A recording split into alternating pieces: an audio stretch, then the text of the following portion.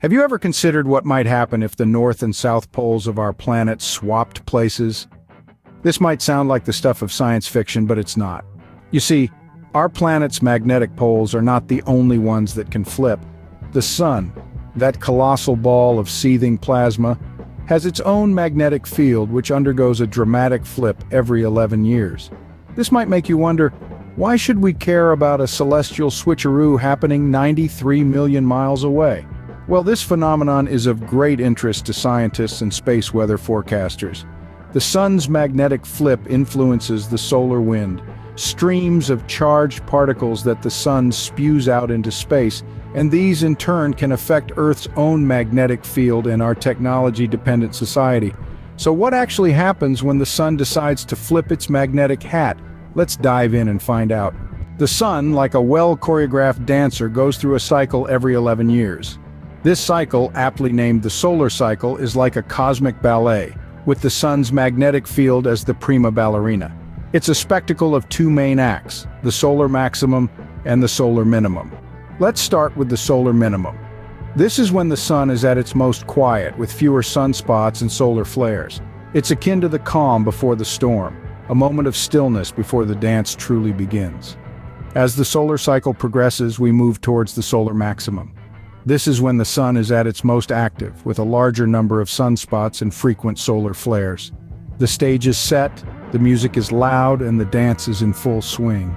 Sunspots, solar flares, and coronal mass ejections are key dancers in this cosmic ballet. Sunspots, dark spots on the sun's surface, are areas of intense magnetic activity. Solar flares and coronal mass ejections are dramatic, energetic outbursts that burst forth from these sunspots, catapulting particles and energy into space. These solar phenomena play a pivotal role in the process of pole reversal. This dance is not just a spectacle, but a vital process.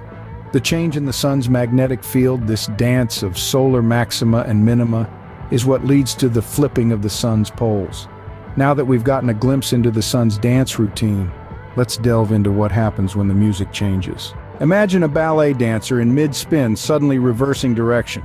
That's essentially what happens during the sun's grand reversal. Now let's break it down a bit. This celestial pirouette isn't just a simple flip, but a complex dance within the sun's magnetic field.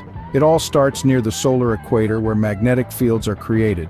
These fields then journey towards the poles, growing stronger and eventually causing the poles to switch places. But wait, there's more. For a brief period during this process, the sun doesn't just have a north and a south pole, but actually develops an additional set of poles, creating a temporary quadrupole. This is a bit like our ballet dancer sprouting two extra arms mid-spin. It's a startling and fascinating part of the grand reversal. So what does this mean for us here on Earth? Well, it can lead to some stunning displays of auroras, those beautiful natural light shows in the sky, but it can also cause disruptions to satellites and changes in space weather. It's a reminder that we're part of a vast and dynamic universe where even the seemingly constant can change. So while our earthly compasses will still point north, remember that out in the cosmos our sun might be having a bit of a magnetic identity crisis.